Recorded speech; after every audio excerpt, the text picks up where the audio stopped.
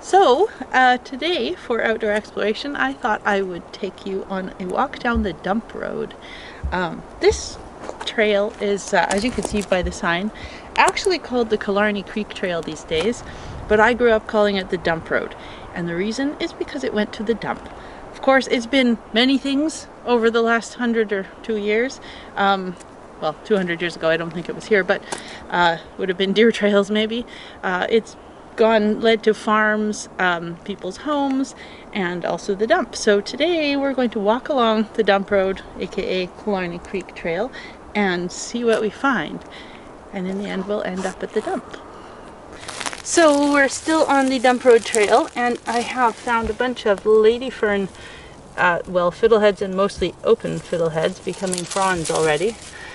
These are, in my opinion, the most delicious edible fiddlehead that we have on my island.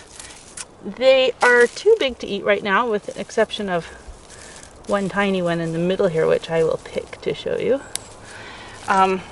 They're way smaller than the ostrich fern or fiddlehead fern fiddleheads that you'll find in shops, but totally edible.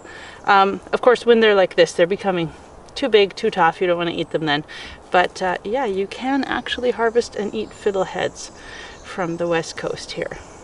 And there are ostrich ferns actually that grow reasonably frequently along the coast.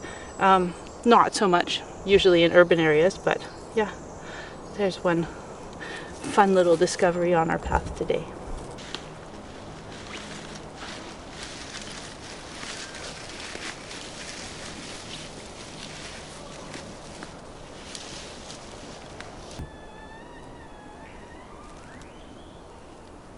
So here I am at the dump. It doesn't look like a dump, but it is. About 40 years ago, I'm guessing based on my memory, people used to drive their trucks up to the top of this cliff and chuck stuff off. So this heap that I'm standing on, which is whatever that is, maybe 30 feet from the road or the path, the dump road, which is now the Killarney Lake Trail, is pretty much garbage, and clay and ferns and now alder trees. And the wilderness is trying to regenerate here and not doing a terrible job, but it's basically just a heap of garbage here. So I'm going to go exploring and show you some garbage because, you know, why not find garbage in the forest?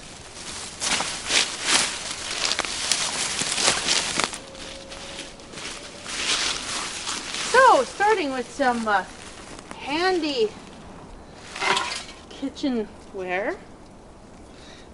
Clearly not really handy anymore since it's full of rusty holes.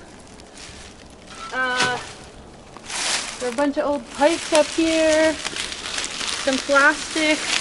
You know, quite often I find stuff here that really cannot be 40 years old. Supposedly nobody's dumping here anymore. Sometimes I wonder. This appears to be an old bed frame. Rusty, obviously.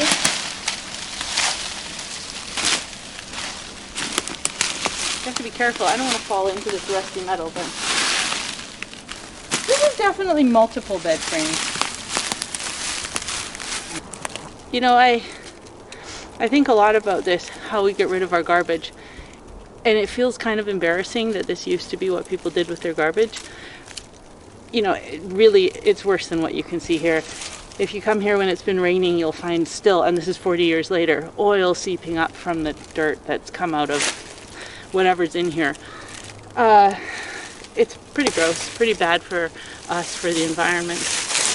But the only reason we're not dumping here anymore is because our garbage is hauled off the island to the mainland, where it gets shipped to wherever it goes.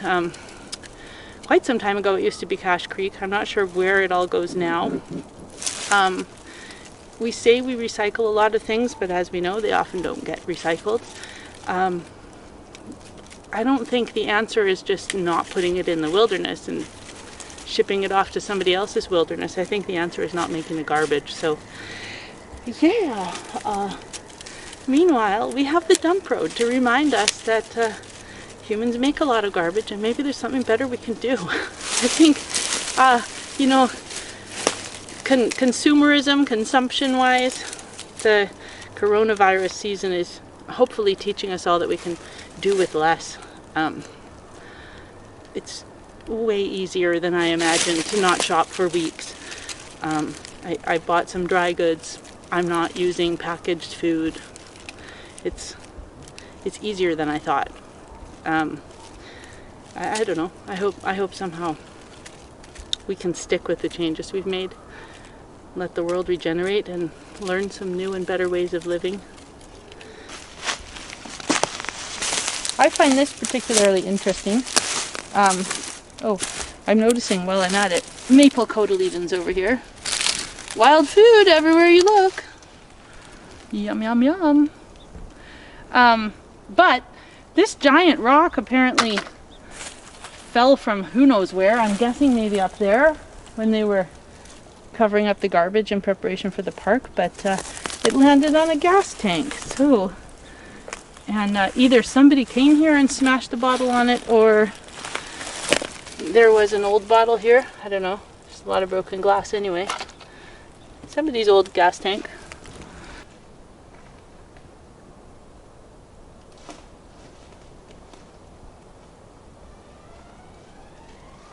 Here I am at the top of the dump.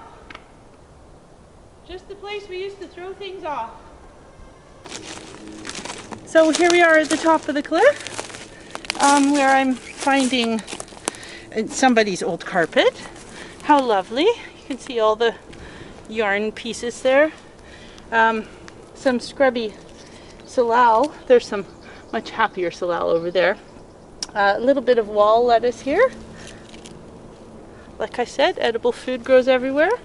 And this oyster shell, which I highly doubt was left here by the people who left the carpet. Probably more likely because I live on a small island that some seabird flew over and dropped it on the cliff to break it, as they would do at the ocean. Let's see what we find as we walk out of here. Oh yeah, here's a nice flowering plum. These wild plums that we have here. You can see the little white flowers. It's coming to the end of the season, and they're becoming more leafy than flowery, but still beautiful. I can still smell it.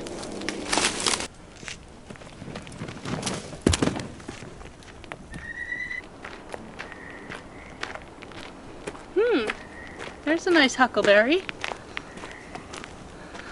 So along the dump road there are a lot of huckleberries growing. You'll find them always growing out of rotten wood. This one's growing off a stump. In the forest sometimes it looks like they're growing off of the ground, but under the ground there's rotten log, I guarantee you. Right now this huckleberry is in bloom, so it doesn't look like it from up here. It's just mostly what you see is the green leaves with their red tinge on the outside. But underneath, they have all these gorgeous little cup-shaped flowers. Each one is like a little, almost a bowl. It almost closes, but through the opening you can see the little anther and stamen in there. And yeah, they're all in bloom right now, or just coming into bloom. The ones in the shade are not quite open yet, all of them. And then we'll have huckleberries later in the summer. So the last thing I want to show you today is this foxglove. This pair of foxgloves, actually. They are up all over the place, and they are also known as nature's toilet paper. I just found out from my son, who learned that from a kid he babysat. And I think it's a wonderful term because they are wonderful for wiping your bum. And I say this because along this path here, you are going to find dog poop all the time, and discarded dog poop bags sitting on the edge.